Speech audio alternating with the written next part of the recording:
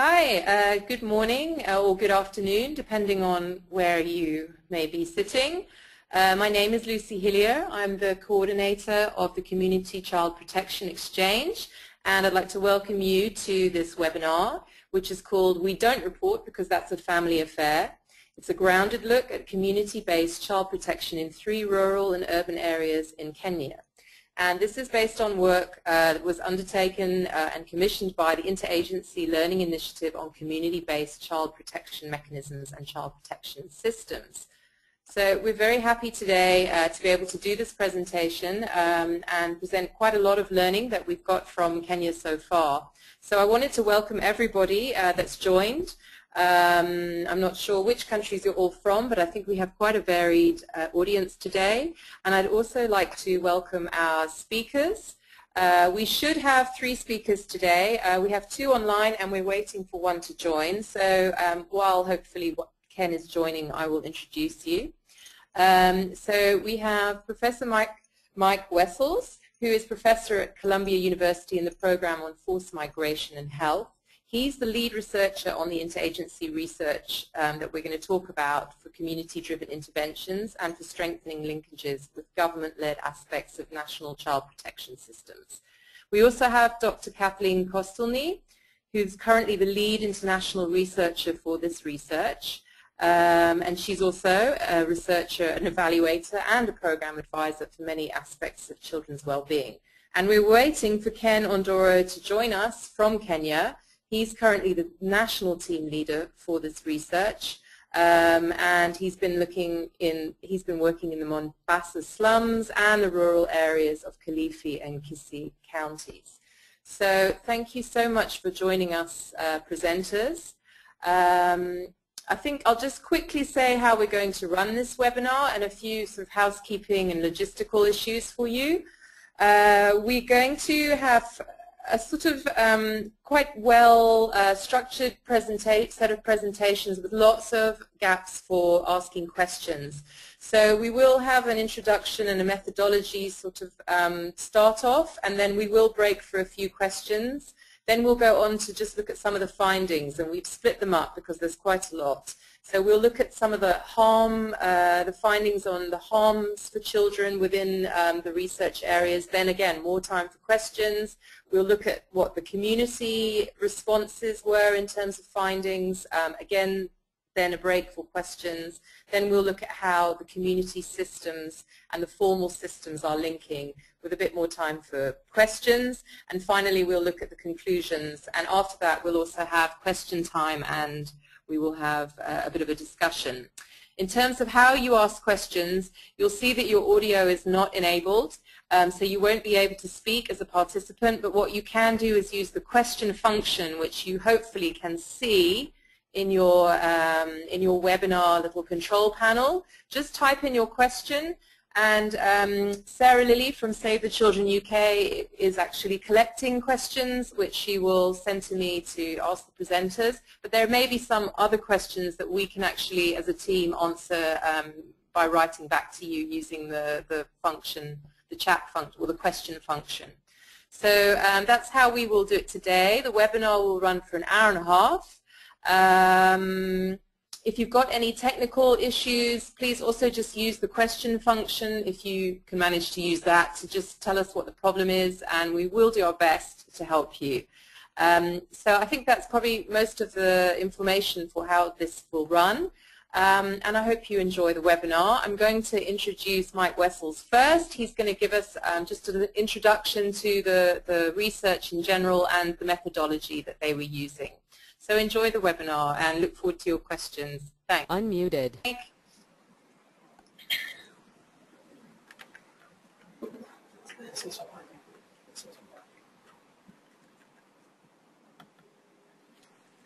Thanks very much, Lucy.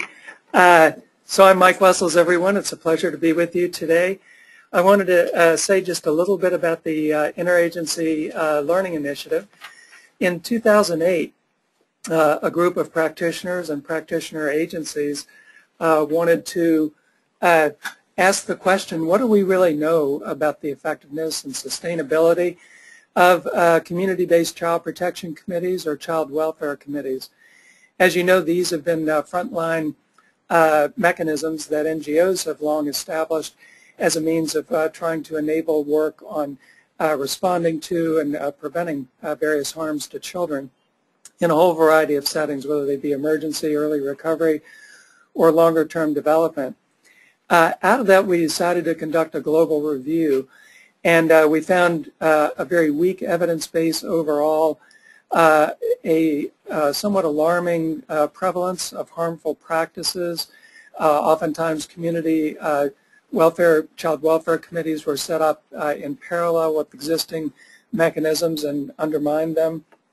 And there was really a desire to learn more deeply and to do things differently.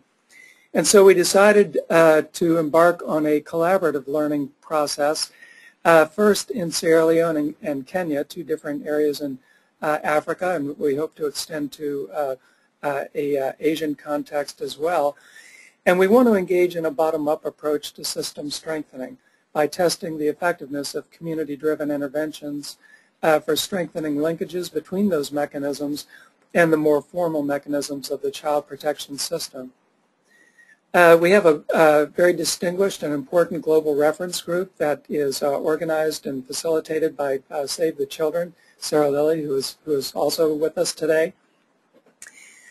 Within Kenya, there are a large number of agencies. We could spend most of our time thanking all of the agencies you see, but we certainly want to thank the Kenyan and international NGOs, UNICEF Kenya, the government, particularly the Department of Children's Services, the National Research Team, which has been organized primarily by Ken Ondoro and early on by Jamayo Chabade Barte. And what I thought I would do is maybe start just a little bit telling you about the design and the methodology. We start with qualitative learning, that is with ethnography, because as a sector I think we haven't done a sufficiently good job of listening deeply and learning about what's already there. But this is only the first step. This leads to eventually to action research, wherein communities select a particular risk or issue to children and then develop their own community-driven intervention that links with some aspect of the formal government-led system to try to strengthen the community-based mechanisms. We do population-based measurement of risk and well-being outcomes for children over a period of a couple of years. And throughout, there's a lot of multi-level consultation with communities, with agencies, with governments. All of this is aimed at strengthening practice. It is not a research project aiming only at publications. Kenya is at an interesting moment because, of course, it has done a very sophisticated systems mapping. They've also done a violence against children study and are in a process of decentralization. The three areas that were chosen through a consultative process for research were Mombasa and Kilifi in the coast area, and Kisii in the west in Nyanza area. And what we wanted to do, because Kenya is obviously a very diverse country, is to try to get a mixture of urban and rural. So in Mombasa, we looked at 2 urban slums or informal settlements, sub-areas of the Bangladesh and the Tudor Moroto slums. In Kilifi, we looked at rural villages within Bamba and Marafa. And within Kisii, we looked at Kisii and Nyamira areas. The key questions that the ethnographic research attempted to answer was, how do local people understand who's a child? How do children develop? What do local people see as the main harms to children aside from poverty and health? What endogenous and exogenous protection mechanisms and practices are already used? What preventive factors support children? When and how do people use the more formal child protection systems, and what barriers are there to its use? How do the more formal and non-formal aspects of the child protection system align? So you'll see from these questions that what we're really attempting to do is to get a snapshot, not of the system as it is designed to work, but as it actually works. There's a strong emphasis on function. We wanted to learn from quite a number of different groups. I won't walk through all these, but each of the methods that I'm going to describe were applied to subgroups that you see here. So we wanted to learn from teenage girls, from teenage boys, young boys, from adult women, from adult men. We did contrasts among those groups because oftentimes views of harms and responses are gendered.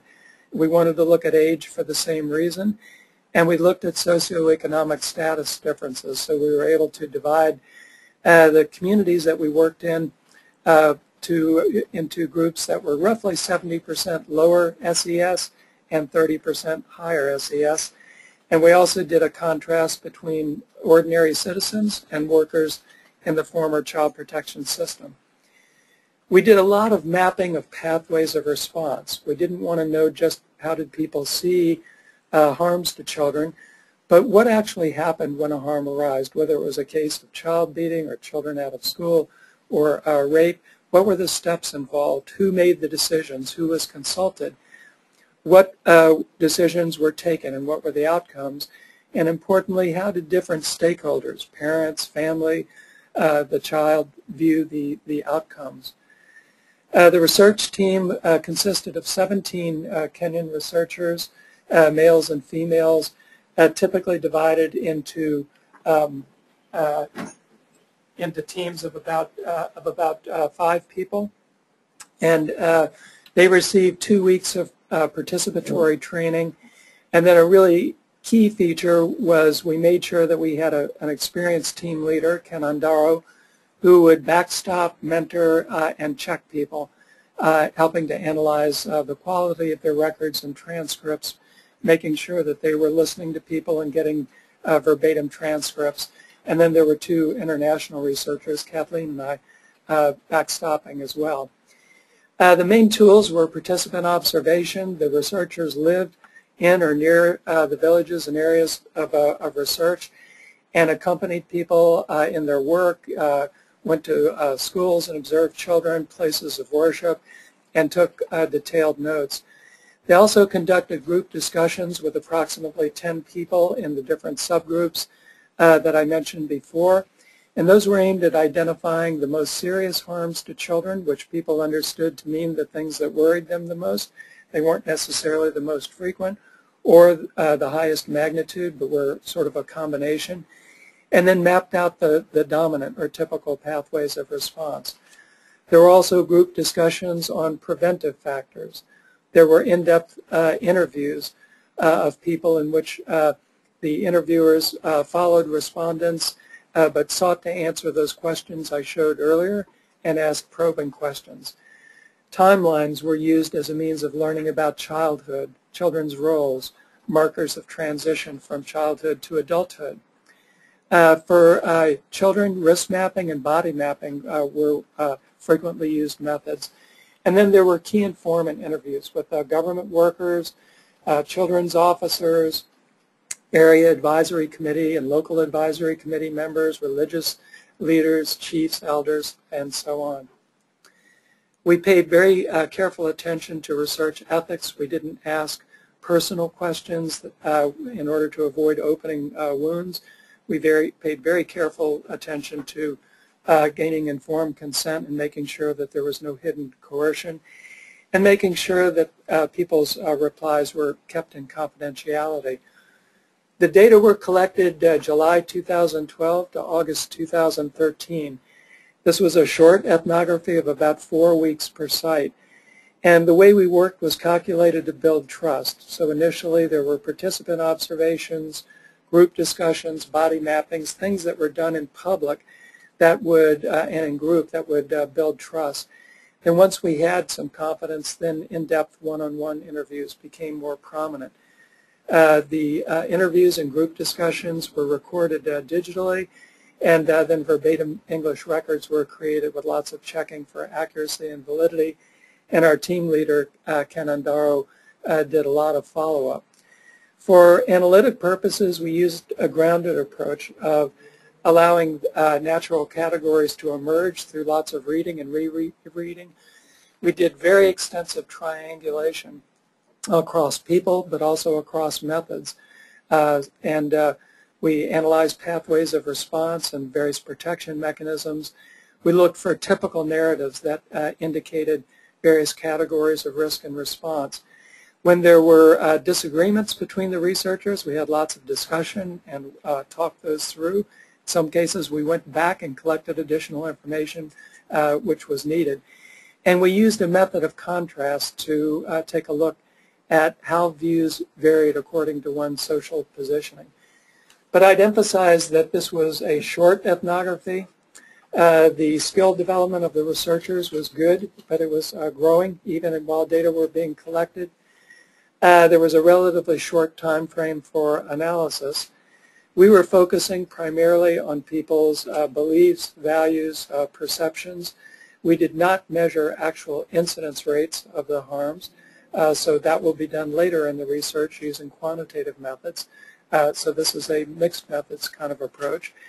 And importantly, this was not a national sample. These were small, relatively small areas, and that was deliberate. We felt that we needed to go deeper first of all, and then maybe work up towards national samples.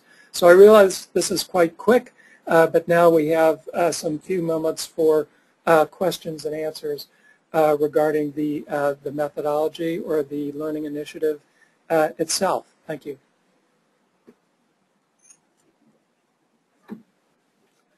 Lucy, are you going to moderate the questions? Thank you. Yes, I'm still there. Hi. Thank you, Mike. That was really helpful. I think there's a little bit of a delay between South Africa and the US. But yes, thank you for that. We actually didn't get any questions on the methodology from any of the participants. So I can only assume, because at this point we would have stopped to ask a few questions and ask to see if there are any clarifications. One has just come in, which I'm just waiting to read.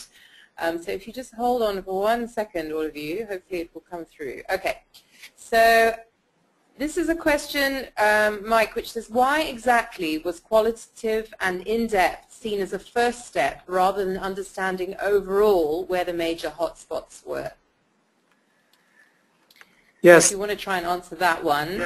Yes, thank you very much. It's a good question. Yes, thank you very much. It's a good question. A lot of work in the child protection sector is guided by, I would say, rapid assessments and by preconceived ideas. What we wanted to do was to assume that we don't know what we don't know. So, for example, we might think as child protection workers that we have a good fix on what are already the issues. But from a standpoint of system strengthening, one really wants to know how are local people thinking about these things. So this was really an effort to get out of our own skin, to background our own views, and to go more deeply into what local people thought. It's not to romanticize local views. As we'll see later, there were a lot of things that were quite disconnected. Some of what you and I might think of as the main harms to children never even came up by local people. I mean, a good example was, female genital mutilation and cutting. But this was an attempt to go deeper, and I would argue that the qualitative methods are not somehow better than quantitative, but they're a good starting point because they surface the local categories that are already there, and then quantitative work, as I've said, is going to build on this and come in a bit later. So ultimately, these are seen as quite complementary and as mutually strengthening each other. The other thing is that in Kenya, the systems mapping had been done at quite a high level, and there was a desire amongst local actors to have a more in-depth look at community views. And so this was an opportunity to complement the good work that had already been done on the systems mapping. So thank you.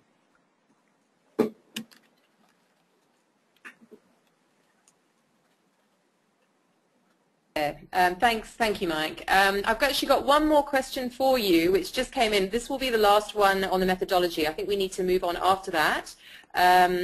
but let me just get back to that question. Okay, so there was a question which asked, can you say more about why you only looked at children over 5? Is this due to child participation or other considerations? Yes, thank you very much for that question. It was mostly a matter of time limitations and concerns about being able to foresee and to manage the various do no harm issues that come up in this kind of research. And so we don't at all want to exclude young children, but of course when you include them there's a lot of extra work that one has to do, and we felt that maybe that's something that would follow this initial tranche of learning. So we are very much thinking of them, and maybe they will become included in some follow-up work that's done. Thank you.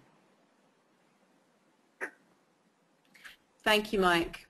Okay, so I think it's time to move on to the next section of this presentation. I'm very happy to say that Ken Ondoro has managed to join us from Kenya. So welcome, Ken. And Kathleen and Ken are going to be presenting on the findings of this work on the harms to children. And as Mike explained, it's about the perceived harms to children from the community point of view. So we'll discuss that for 10 minutes. Well, they will present for 10 minutes, and then we'll break for a 10-minute question and answer session on that. So please feel free to send in some questions around this next 10-minute section on the harms to children. Okay, so over to you, Kathleen and Ken. Okay, thank you, Lucy. This is Kathleen. I'm going to do the first part about the harms to children, and then Ken will come in with the preventive factors. But I'm going to start first by giving an overview of the harms to children as defined by communities, and also talk about some of the SES gender and age differences. And since we found striking similarities across all of the 3 areas, we've integrated the findings across the Mombasa, Kilifi, and Kisii areas. I just wanted to show you, okay, I'm sorry. The first finding was that children faced multiple severe and interacting risks. And these increase their vulnerability and harm their healthy development and well-being. Participants typically identified at least 6 or more harms when we talked to them in group discussions or individual interviews. And most of the time, they even identified as many as 15 or 20 harms that children typically experience. And what we know is that as risks accumulate in the lives of children, they suffer more developmental damage and psychosocial harm. This figure represents the percentage of participants in group discussions that ranked a particular harm as the most serious for children in their community. And I think this will be clearer on this next slide. So briefly, the most serious harms to children were children who were out of school, and this was because their parents could not afford the school fees primarily.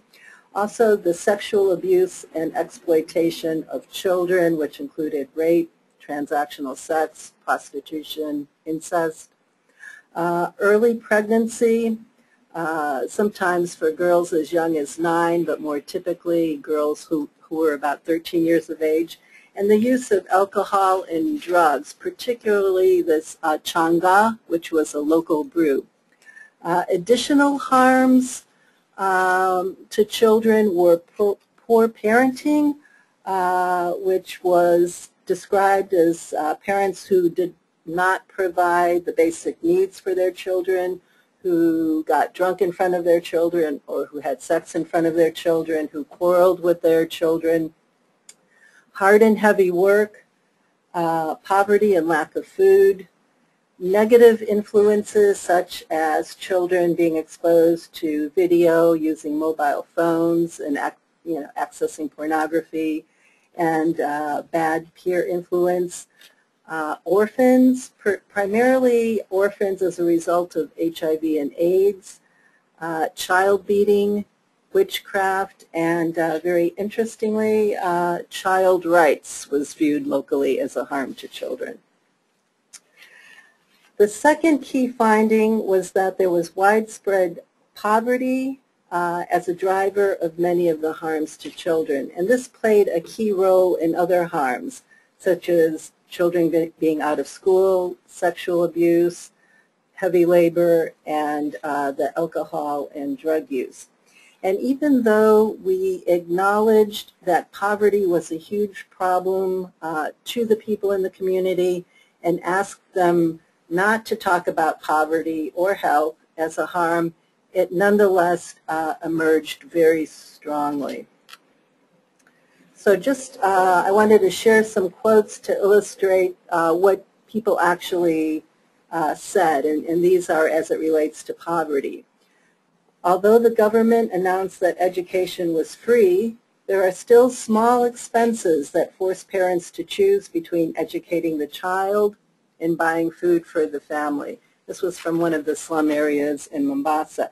And these school expenses were for such things as kerosene, for paper, for the exams, to pay the watchman, for water, and it was just on a continuing basis. It was, every few days children were sent home to get, 10 shillings from their family.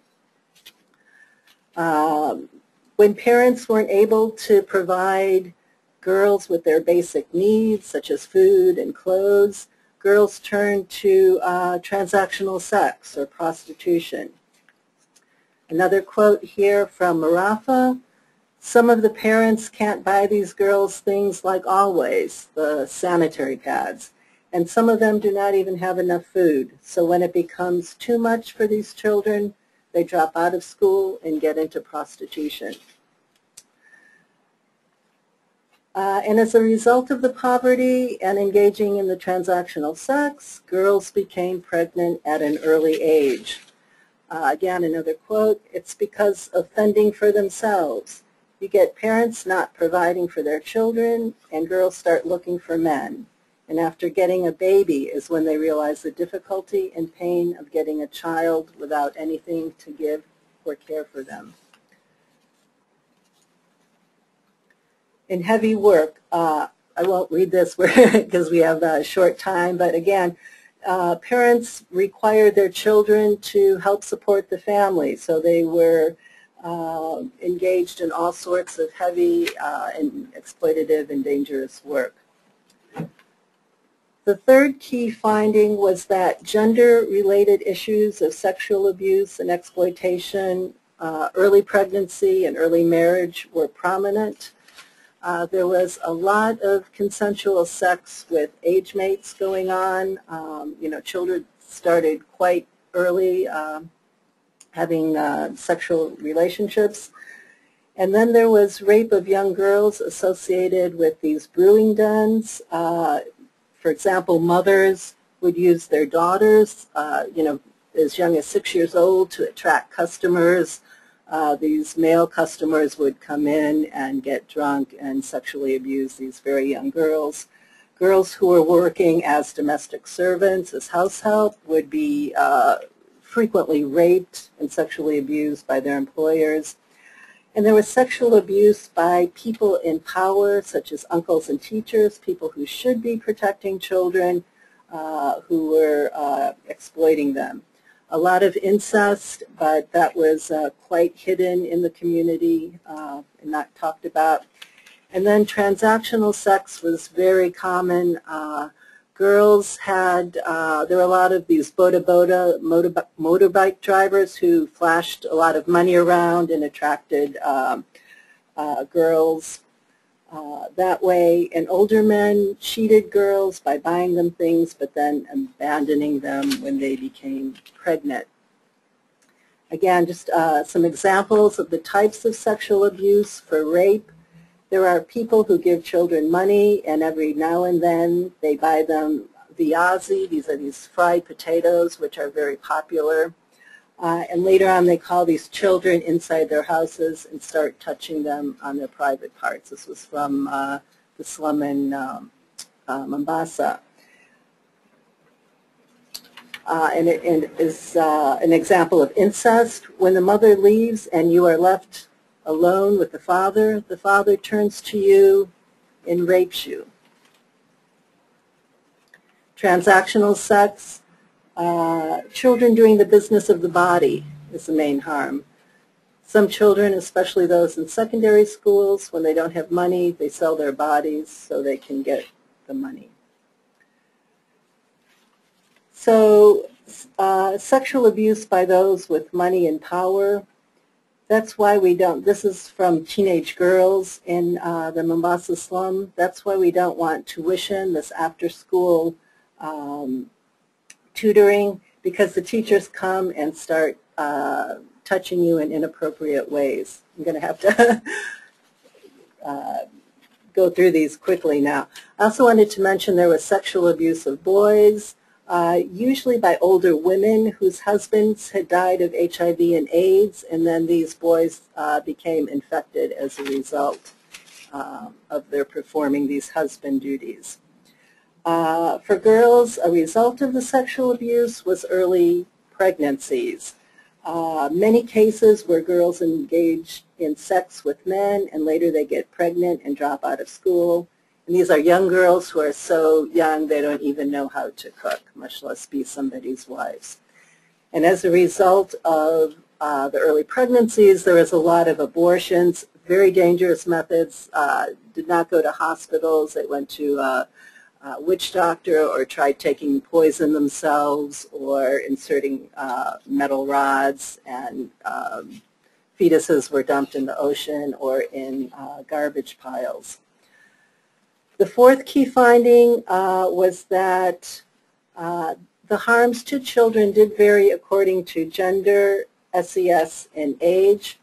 And just as one example, this figure illustrates the percentage of participants in Mombasa by age and gender that rated sexual abuse as one of the top harms to children. And you can see on the left are the responses given by women, young women, and teenage girls, which are very much higher than the responses given by men and young men. And in one group discussion alone in Mombasa, young girls described 6 different types of sexual abuse that they described as the most serious harm to children. Other gender differences were that teenage boys and young men more often ranked alcohol and drugs as a harm than did teenage girls and young women. Low SES families were more likely to rank out of school children as a harm, while high SES families were more likely to rate early pregnancy and alcohol and drug use. In terms of age, there were some striking similarities in terms of young children and what they were concerned about, and this was gathered through the body mapping exercise. Heavy work, they described having to pluck tea in the tea plantations, carrying bricks, grazing cattle, carrying heavy jerry cans full of water. They described being called abusive names, being told they're as stupid as a donkey, or better you were born a hen. Being beaten and caned, they described being beaten on the head, on the hands, on their feet, being burned on their hands. And these were all things that adults, for the most part, did not identify as a harm, but these are what children said. And the last key finding, it's not going through, was that HIV and AIDS and related problems were significant sources of vulnerability for children. It was widespread in all 3 of the areas. Boys and girls were sexually active at an early age and contracted the disease. And then children born to HIV-positive mothers also became HIV-positive themselves. And I just wanted to end by saying children were stigmatized, discriminated against, and treated very badly by others when they have that disease. And I apologize, I'm sorry I'm out of time, so I'm going to have to wrap up and end on that note.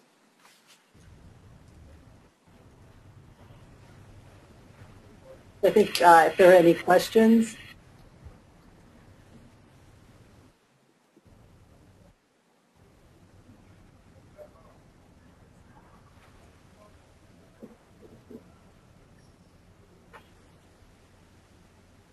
Hello, Lucy. Are you there?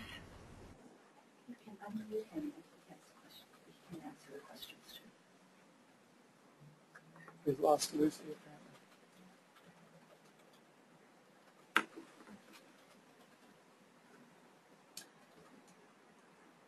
Brandon, do you want to step in?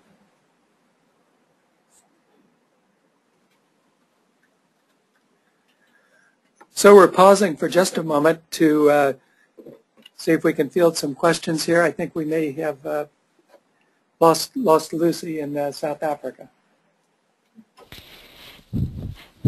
Thanks, Mike. Perhaps I can put the questions to you. This is Sarah, while we wait for Lucy to get back online. So we had two questions that came in for the key findings section. So the first one was about, did the areas of biggest concern that you found vary between the rural and urban areas? And the second question was, besides girls engaging in transactional sex and selling their own bodies, were there any instances that you found where parents were giving away daughters for marriage because of poverty? So if you could take those two, that would be great. Yes, in regards to the first question, in terms of differences, in the urban slums, the sexual abuse of girls was really off the graph, and while it was common in all areas, much more pronounced in the slum areas, where girls, you know, in these changa dens were used as early as 6 years of age to, you know, sleep with, you know, the customers. In regard to the second question, and sexual abuse and poverty, parents giving away their daughters. Parents giving away their daughters. Yeah, that was more pronounced in the rural areas.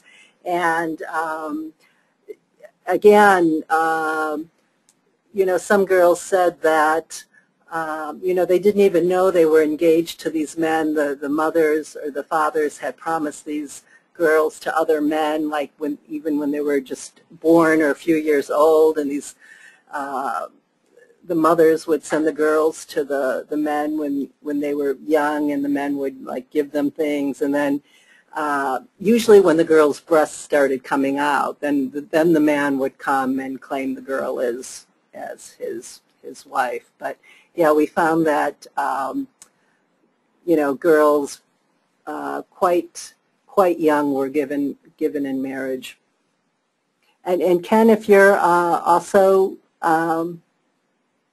there, you can jump into.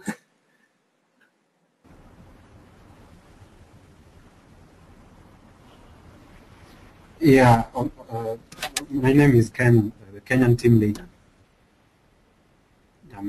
On the part where the parents also used their girls as, to all push their girls to engage in prostitution, girls, both in the slums and more pronounced in the rural areas, were being seen as a source of income. And so some parents were giving away their girls to men who would sleep with them and in turn give them money and also buy them food stuff as well. So there were such incidences in almost all the areas where we did the research. Yeah, thank you. Okay, thanks, Ken. We have had a number of other questions, but I think we're going to have to move on to the next section of the presentation because of time. But what I'm going to do is I'm going to post the questions to the presenters, and then perhaps while part of the presentation is happening, maybe Kathleen can see if she can type some responses to some of the questions. So I'll post those to you, Kathleen, and then I think, Ken, we're handing over to you for the next section. Thank you so much. Muted. Yes, my name is Ken once again from Kenya, the Kenyan team leader. And I will cover the part on the preventive factors and the response factors, but I will start with the preventive factors first. And just to the next slide, please, Lucy. Next slide. Unmuted. Muted. Yeah, most of the responses that we found out was that most of the people were responding through the informal system, and people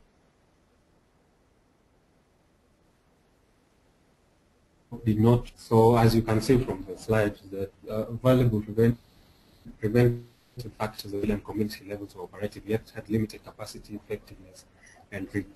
Almost 80% of the people used formal system, which was the family and especially the grandmothers and the parents who are really trying to, help their children. Grandmothers actually played a role in advising young girls to, avoid having sexual intercourse with the boys. And they did this once they noted that the girls' breasts had started coming out. Parents tried to advise their children and discipline their children, and also tried as much as possible to get money and take their children to school. Religious groups and religious leaders played an important role, and most of them preached good values and morality to the youth. They preached about good parenting, they advised and counseled the youth, and they also helped HIV, AIDS, children who are orphaned as a result of HIV AIDS. And most of the time they would also contributions from the church to help and take children to school. Just the next slide, please, Lucy.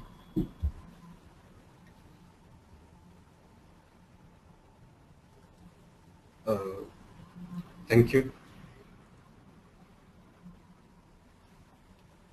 Thank you.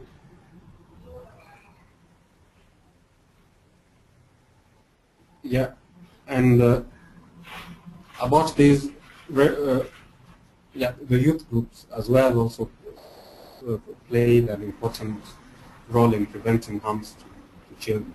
In the slums, like in Bangladesh slums, there was an active youth group called Alpha and Omega, which played an important role in trying to educate the youth to practice as well. Young Mothers was a group made of young girls who had given birth early, and they went through some terrible experiences. So what they did is that they formed a group of young girls and sharing data and advising them not to get pregnant. Women groups played an important role in helping children to stay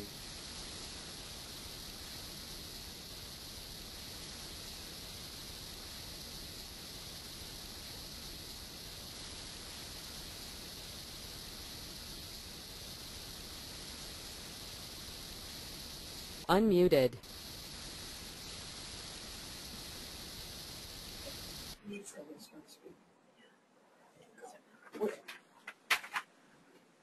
Oh, I think we lost Ken.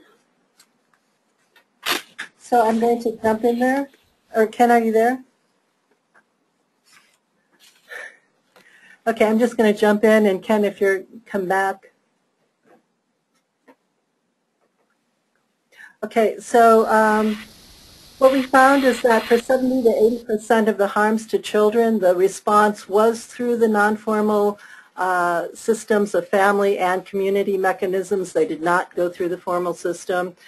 And it was particularly weak in regard to sexual abuse within the family, intended to settle it. Oh, Ken, you're back? now.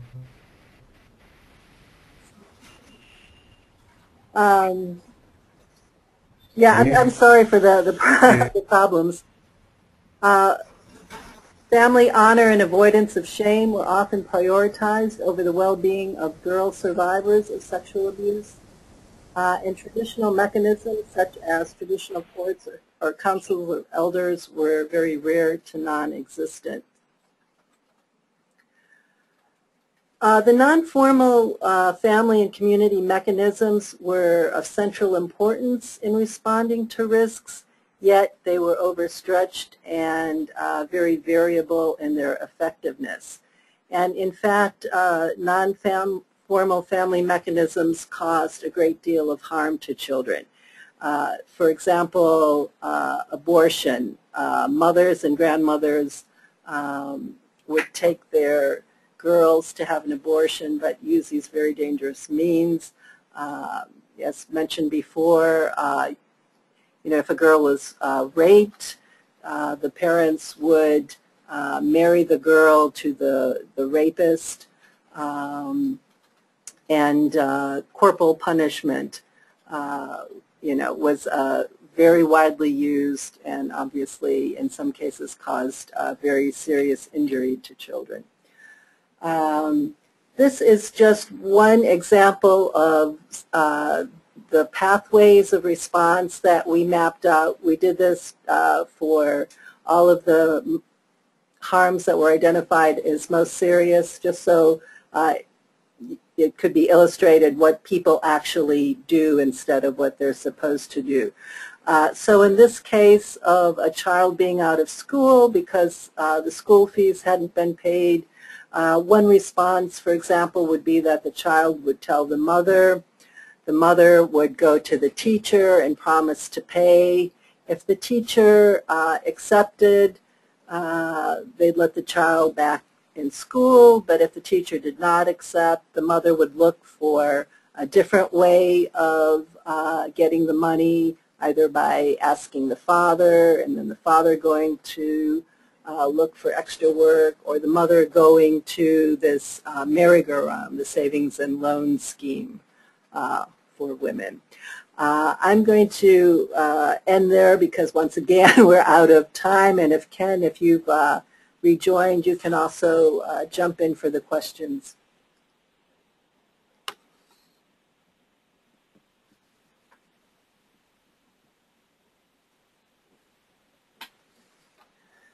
Hello, Sarah. Are you going to field some questions for us? Hi, Mike. I'm back. It's Lucy here. Great. Okay. So I just wanted to say yes, thank you very much. I'm sorry my internet took a little bit of a break, so I missed a couple of things there. Thank you, Sarah. But I think just in the interest of getting through all of these findings, we need to move on to the next section, which is where we look at what the community response was to the harms that have been identified. So again, we're going to ask Kathleen and Ken to present what they found, and we will have time for some more questions after that. So if there's anything burning that you wanted to ask, perhaps related to even this section, we've still got a little bit of time, and hopefully Ken's connection will also be working. So I'll hand back over again to Kathleen and Ken. Thanks. So Lucy, Kathleen just presented on that, so I would suggest that we go ahead and move on to the linkages. Is that all right? Sorry about that. My internet went dead. So I'm glad you've managed to go faster. That's great. So let's move on to the linkages, Mike. Yeah, great. Let's do that. Thanks. Okay, great. So there were these linkages between community mechanisms and aspects of the formal system are important for many reasons, obviously, for referrals, for purposes of prevention. Oftentimes there's capacitation of the community mechanisms that can go on. And of course there's authority as delegated by law for criminal offenses and so on. There's that division of labor. What we found was that there are diverse connectors, people who link the non-formal system at local level with the formal system. The chiefs, assistant chiefs, and elders were all viewed as arms of the formal system, but there were also police, district children's officers, voluntary children's officers, and a very interesting mechanism in Kenya consists of area advisory committees, AACs, and local advisory committees. These are multi-stakeholder forums that bring together government officials with religious leaders, business leaders, and so on, and they also serve something of a connective role. So what we found in a nutshell is that the connectors did in fact respond to harms to children. They did encourage prevention, and in many cases they made appropriate referrals. So to that extent the system more or less worked as intended. And the AACs and the LACs emerged as potentially useful bridges. But the problem was many of them were more in the planning stages with regard to child protection. So they had aspirations of helping, but they weren't quite there yet. We found overall, though, that there's mixed evidence regarding the use of the linkages with the formal system. We found that very frequently people had local social norms that pulled them in a contrary direction, and as we'll see in just a moment. When we took a look at the alignment between the formal and the more non-formal elements, and that alignment, of course, is crucial for a coordinated and consistent approach. Overall, I would say that the level of alignment was moderate. We found some overlap, for example, between the formal and non-formal parts of the system with regard to views of children. So children involved in drugs and alcohol or sexual abuse, poor parenting, these were areas of agreement between the formal and the non-formal parts of the system. And there was some consistency of response by formal and non-formal actors to various harms. But as mentioned earlier, oftentimes local social norms moved in the other direction. So here were some of the challenges of non-alignment. The formal system clearly prohibited things like early marriage, female circumcision, sexual exploitation of children, and yet those were quite widespread practices. They were viewed as customary in each of the research sites. In Kissy, interestingly, workers in the formal system viewed local culture as a harm to children, although the local citizens did not. So it's just to say that there is this tension between the workers in the formal parts of the system and ordinary parents and citizens. One of the main inconsistencies between the non-formal and the formal occurred with regard to child rights. And even within the formal system, we found that workers such as chiefs and elders sometimes identified child rights as a harm to children.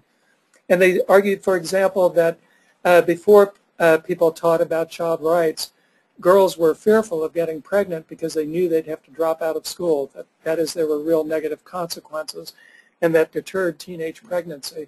But since child rights had come, they could return to school, and therefore there were no consequences, and there was nothing parents could do. Also, there were big challenges of non-alignment with regard to actual practices. So Kenyan law forbids corporal punishment, and yet corporal punishment, child beating, was a norm.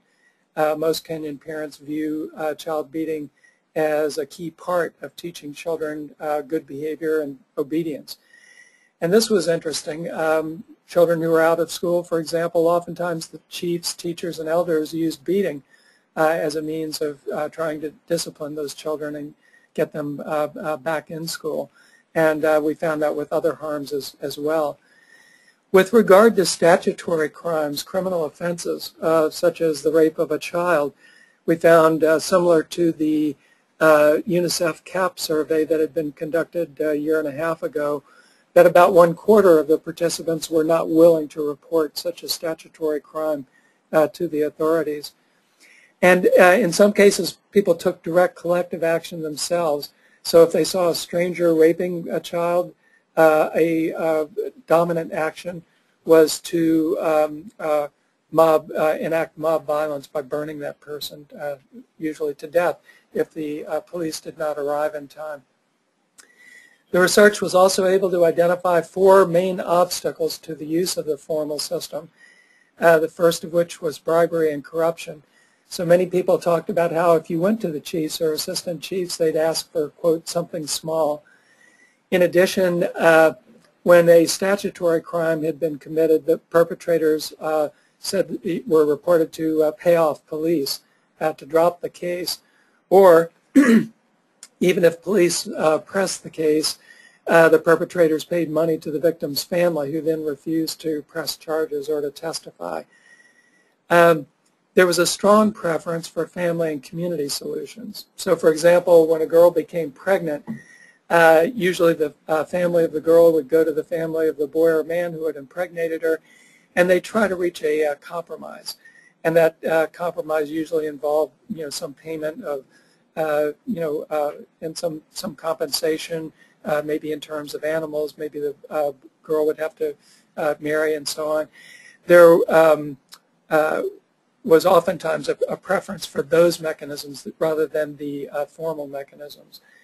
Then with regard to family abuses, which were reportedly widespread, rape and sexual abuse within the family would not be reported because there was a strong taboo. This was a matter of preserving family honor. It was also a means of preventing stigma, and there was fear that sometimes among families that they would lose support. So if, for example, an uncle was the one who was involved in sexually abusing the daughter, families might not report that because the uncle paid money and provided for the other children, and so they might be a breadwinner, and so that it would be kept secret. And then fourth, there was the perception that reporting violations to authorities did not lead to consistent action. So sometimes ordinary citizens and even workers in the formal system said that it was really hard to get cases through the courts, which were terribly backlogged. Chiefs sometimes spoke of how they referred a case upward in the system following national law, but that resulted in inaction, or even in the case being handed back down, even when law dictated that the case should be heard at a higher level. So the linkages, in summary, were there, but they were not very strong and consistent. There were these obstacles to the use, and these problems of misalignment between the formal and the non-formal, I think, are pretty big issues for work on strengthening the system. So now we have some time for questions and answers, and so Lucy, I'll hand back to you.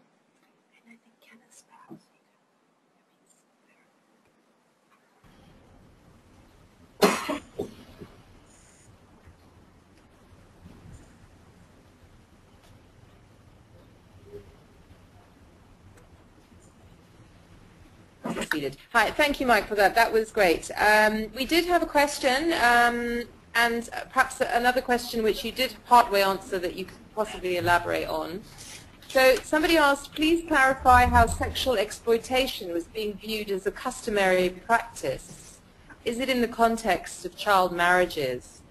And we also had a question, which, like I said, you partway answered, but about how child rights was considered a harm to children.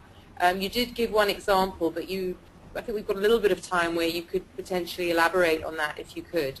So the first question is about how sexual exploitation was being viewed as customary practice. Is this in the context of child marriage? And the second one about how child rights were seen as harm to children. Okay, Ken, are you there? Yes, I'm here. Yeah, why don't you answer those? Yeah. Since we lost you before, we'll give you a chance. Okay. Okay, thank you Muted. very much. Sexual exploitation by children were quite widespread in the two areas. One, in the rural areas, children, and especially young girls, were seen as a source of income for most families. So what would happen is that parents would give away their young girl to someone who promised or who had more wealth and more money and could pay them money in exchange for the girl. And there are some parents who could take money from some men who are considered to be wealthy in the community, so they could take some money in terms of in form of loans. Then as the young girl grows up, the young girl is the one who will pay the loan in terms of getting married to that old man. Most of the time they were old men. That basically happened in the rural areas. So there were a lot of early marriages, but it was a lot of exchange in terms of money and cattle. In the second question, how child rights was seen as a harm to children, is that children themselves internalized their rights in a different way. They saw it as a way of, getting away with every little thing that they were doing. So what happened is that for the young girls who were going to school, there was this massive campaign by the government that young children who give birth must be returned back to school. So what happened is that young girls who got pregnant gave their children, their young children, to their parents, then they went back to school without any form of punishment being, given to them, or any form of advice. So what happened is that the other young girls therefore thought that giving birth was not a big issue, and they thought that the government actually supports young children giving birth, because you give birth, give your child to your mother, then go back to school. The other thing is that the issue of children being caned had been banned by the government. So children became, quotes and quotes, big-headed. Children could leave their houses and go for discos at night, where they will dance with the girls and have sex with the girls, and most of the girls got pregnant. They are called here in Kenya disco matanga, and children also would refuse to go to school, and since their parents were also afraid to discipline them, then they would end up just dropping out of school like that. They engaged in drug abuse, smoking bang and drinking changa, the illicit brew, just by the fact that their parents cannot cane them. So they indulge in most of the risky behaviors just because their parents cannot cane them. And parents also say, I'm not touching my child because the government will jail me, so I don't care whatever happens to my child. If she wants to get pregnant, so be it. If he wants to drop out of school, so be it. So some of them also gave up on their children. And this is the whole thing, created some very bad harms to children. Thank you. Thank you, Ken. That was a very interesting answer. I've got one more question, which I think there's a bit of time to ask. The question is, from your experience, do you have any insights into what works and what doesn't work, or what one should concentrate on if wanting to strengthen the community-based systems or improve their linkages with the formal reporting mechanisms? So I think one of you could answer that, and then we can move on. Unmuted. Maybe I could respond to that. Thank you for the question. I think that the spirit of this research is that it would not be for us to necessarily decide what would be the most appropriate and effective form of action. It would really be for the community to decide that. Because in the global review that we conducted, we found that there were low levels of ownership, of community ownership for community-based child protection mechanisms that had been facilitated by international NGOs. So I think that we're really looking to facilitate and enable a community-driven process. That being said, I do have a couple of suggestions. I mean, there were, as Ken and Kathleen have said, there were youth groups there in some areas. There were women's groups, savings and loan associations, for example. There were religious groups that were really quite influential.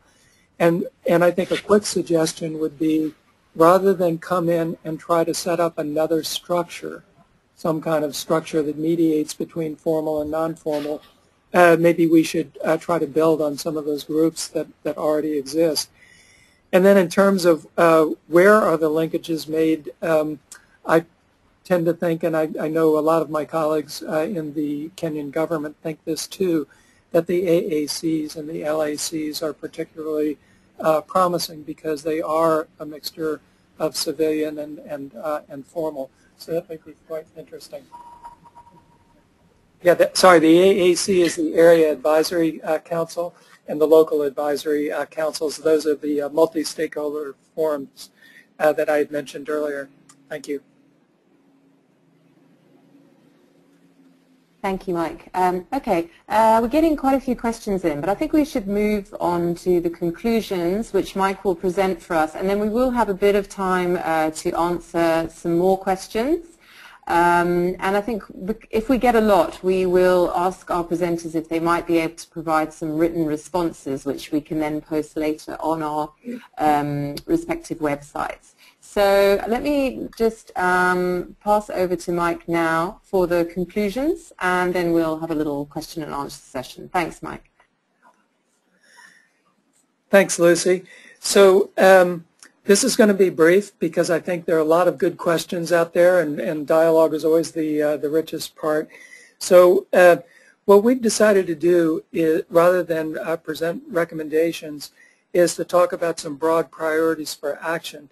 And this is really in deference to the idea that it is really that local actors are in the best position within Kenya to decide what are the most effective recommendations. We can offer general recommendations, but they really need to tailor them to the context and connect them in an organic way with the work that's ongoing and already been done. But what emerges priorities are these items that you see. So first of all, the systemic risks to children that we've identified demand, I think, an equally systemic approach to response and prevention. So what that means is that we really need collaborative efforts that coordinate the formal and non-formal elements of the child protection system. And we think that the systems approach really is indicated because, as Kathleen said, with the multiplicity of interacting risks, there's a lot of risk accumulation that is occurring. And it's not about so much helping particular categories of vulnerable children. It's really about taking a preventive approach and getting serious about trying to clean up and make healthier children's social ecologies. Secondly, because poverty was a key driver of so many of the harms to children, and those harms fell disproportionately on children from low socioeconomic status families, we think that it's essential to try to support families' economic well-being through social protection, livelihoods, and the wider array of economic supports. But we don't think that it's indicated to simply do economic support and child protection separately. As some of the participants today will know better than I, these have been separate silos in the humanitarian system. And there's growing evidence that when economic supports are provided, and there are many economic supports being provided in Kenya by the government and other actors, they are typically not coupled with efforts to make sure that the benefits actually reach the most vulnerable children. And so we think that that building synergies between economic supports and child protection in an explicit way is going to be crucial. And then third, the gender issues were so loud in this issue, the horrible abuse of girls through the changa industry, these widespread problems of early marriage and of giving girls and so on. And overall, the social norms of male privileging are very high. And then also the fact that boys as well as girls were subject to sexual abuse. It indicates that, when there are problems of this magnitude, that community-based child protection mechanisms and the wider child protection system has to include a strong gender lens and to work specifically to keep girls in school and to reduce and end the widespread exploitation and abuse of girls and boys. And all that probably ought to be coupled with efforts towards social transformation, macro efforts to enable gender equality. And then next, because families and communities carried the greatest burden both of response to harms and prevention, we think that that it's really important to place them at the center of the agenda for system strengthening. It's not all about building new systems or capacities of formal workers. It's finding ways to improve and support the functionality of the work that families and communities already do. And then next, the strengthening prevention is absolutely crucial because environments that were identified through this research for children have their strong points, and there are some preventive factors, but as was indicated earlier, they are overwhelmed. They're not up to the task. They don't meet all the discernible need, and in many cases, children were falling between the cracks. So there really needs to be quite a bit of work on prevention if, and this is, I think, part of our commitment as child protection workers to building systems. It's not all about response, mitigation, and preparation. It's about prevention. And then next, we found that there were some effectiveness of the formal system, but there were these obstacles. There were problems of functionality, and there were some issues of accountability. So we think that that's an area that needs improvement. So that's going to require addressing these obstacles, such as corruption, the preference for endogenous approaches, the taboos against reporting family issues that are seen as private, and the inability to get appropriate action through the formal system. So ultimately, we're going to need some really concerted efforts to remove those obstacles and to improve the functioning and accountability of the system, and to make the formal aspects of the system things that people want to use. We're hopeful that the community-driven action that comes in the next phase of the research will contribute to that. And we certainly don't want to romanticize families and communities. Our research shows very clearly the harm that's caused within families, the harms that are caused to children through communities. And so we think there what's needed is an approach towards changing social norms, the kind of work that UNICEF and other actors have been doing on changing social norms. And that indicates that what's most helpful is not a rapid, impositional, externally driven approach, but a slower, more patient process that's internally driven, that minimizes backlash and can find the local actors who are already engaged in dialogue and who are interested in ending things like child beating, and who may be active on some of these other issues, including the issues that people did not even identify, such as female genital mutilation and cutting, that are practiced in some areas of Kenya. So we think that there are specific recommendations that need to be developed, but those need to be contextualized by local actors, so that's very much in process. And I wanted to end by mentioning that on the Community Child Protection Exchange website that Lucy has mentioned, and the address of which is provided here, there are numerous papers that are already up. The 3 full versions of the ethnographies in Mombasa, Kilifi, and Kisii-Nyamira. And those do contain some general recommendations, but we felt for this integrated, consolidated report, there needs to be that local actors need to engage and to try to contextualize and make specific some of the recommendations. So we will look forward to those, and we'll share that integrated report, we hope, very soon.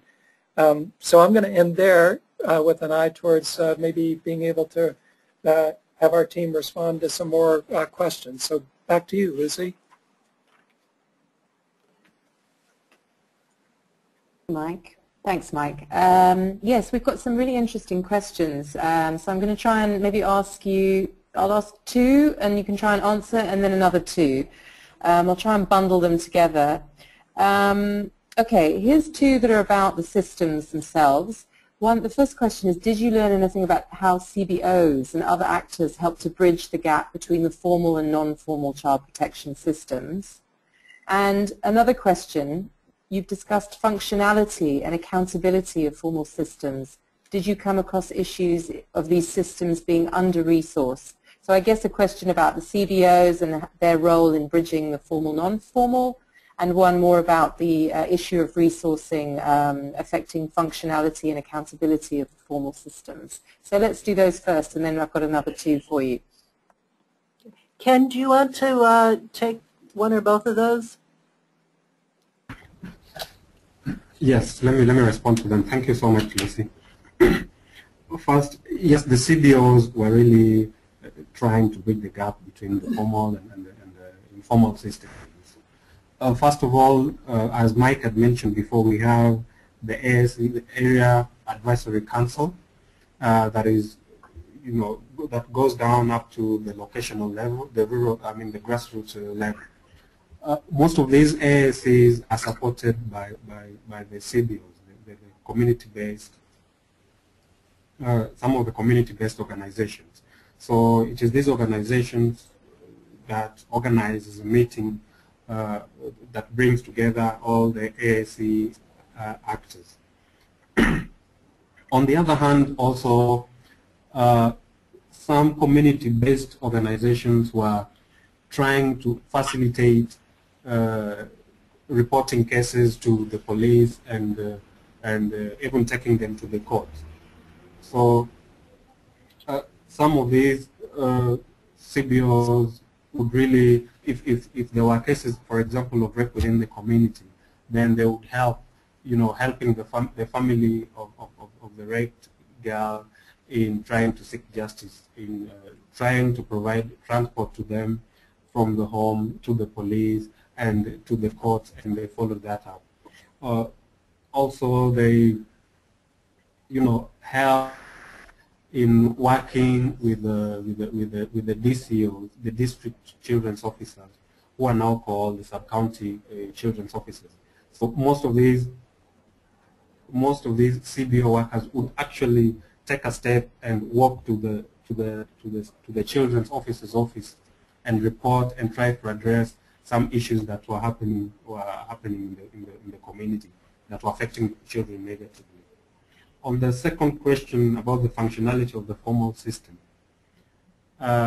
yes, resources were a challenge, and in almost all the sites where we worked, it was difficult to find a children's officer, even with a vehicle, that would enable him or her to access the community. And as well as the children's department and the children and the ministry dealing with children, I think it's one of the very, it receives little funding compared to the other line ministries. So yes, there were challenges with the resources here and there in terms of even enabling the children's officer to access the community and address issues affecting them. Some children's officers also have a challenge in even having an office next to the community itself. So you find that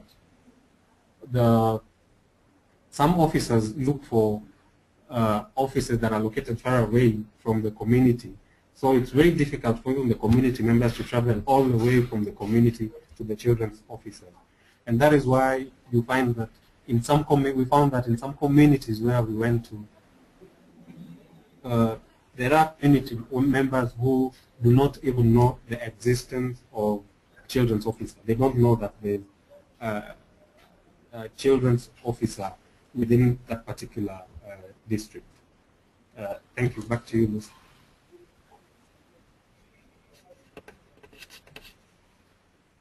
Hello. Thank you, Ken.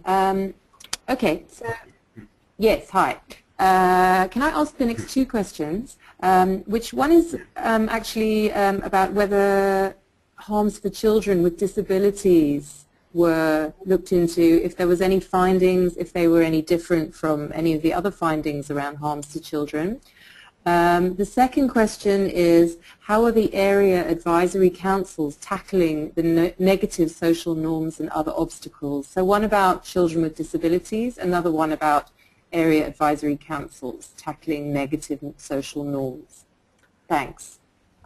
Yeah, I'll just briefly say something about the disabilities, and then Ken can also jump in on that. We heard people say that, you know, children with disabilities were hidden. They, you know, parents were ashamed of them, you know, or there were superstitions about, you know, them because they were disabled. So often they would be hidden in the house. They weren't allowed to go to school, for example. Ken, do you have some more examples? Yes, and I think there is a big gap that exists in terms of protecting children with disabilities. In the first place, there are very few homes that you know, take care of children with disabilities, and as far as I can recall, there's no any special program focusing on children with disabilities. In both areas, there were children with disabilities, but most of these children, as Kathleen has mentioned, were being hidden. They were being kept in the house.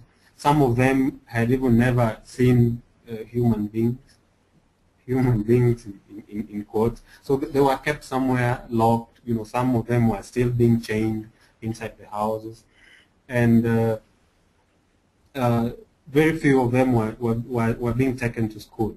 I remember in one area there was a teacher who came out and tried to address issues of children with disabilities, and he, you know, he got some help and talked to the community and said any parent who would come up, who would bring his or her children who is disabled, will get a goat. And the number that turned up just because of the goat were, you know, unimaginable. There's so many parents who came out who had children with disabilities. So I think there's a big gap there. And in all the areas that we worked in, it's only in Marafa, in an area called Marafa, where there's one home for children with disability, but I think it focuses only on deaf children. About the AAC tackling negative social norms, I think there is a big gap in the functionality of the AAC as well. AACs sit down to address issues that, you know, has been reported to them most of the time. So if there are issues related to children that were reported to the chief, to the assistant chief, that even the headmaster of a given school reported to the children's officer, then when there's a sitting of the AAC, that is when, you know, they discuss issues, such kind of issues. So they discuss to respond to issues that are reported to them. And in all the AAC meetings that I personally attended, they did not, you know, come up with a way of resolving or handling some of the issues, like issues of maybe female genital mutilation and cutting. So most of the issues that they handle are those that are reported to them, like early marriage and children being out of school, but they never really handled, tackled any issue or negative social norms. And I think the challenge is that they respond to cases as they receive them. And again, in terms of resources, you find that the AACs are only functional when there is an NGO or a CBO that wants to talk to them. So most of the times they wait for an NGO or a CBO to come in and request for an AAC meeting. That is when the AAC would meet and talk. Otherwise, in some areas, the AAC is as good as dead because there are no NGOs within that area, like in Kisi. Even the chief himself is not aware of the existence of the AAC, while the chief is supposed to be a very important member of the AAC. So the AAC is also active in areas where NGOs are active and are more pronounced, but not so active in areas where there are no NGOs and CBOs. Back to you, Lucy. Thank you.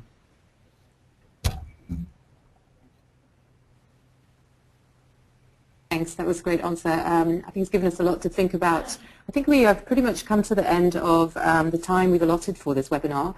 Just to say, if there are questions, Kathleen, Mike and Ken have agreed to try and answer some of them in writing, and we'll be posting them on our websites. So I really wanted to thank the speakers, Kathleen, Ken and Mike, for taking the time to present this research for us. It's really been very, very interesting. And I hope that some of you will be interested to actually go and download and read some of the reports. They are posted, you can see on your screens there at the childprotectionforum.org website. If you go there and just look under webinars and go to the name of this webinar, which is We Don't Report Because It's a Family Affair, you will see all the links to the relevant documents. There are summary versions of full reports, so if you want to just read a short one, you can. And if you have obviously any messages or anything you'd like to ask us about, please feel free to get in contact via the website as well. I think at this point we'd also like to say thank you to all of you for joining. It's really been an interesting webinar, and we can see there have been quite a few of you out there joining from all different parts of the world. So thank you very much, and please do visit the site, and we'll post the recording of this webinar on the same site, on the same page as where you'll find all the links to the resources.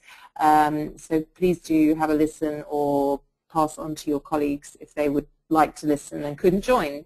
So I think with that, I'd like to just close this webinar and say thank you very much, and look forward to speaking to you and joining you on the next one. Thank you.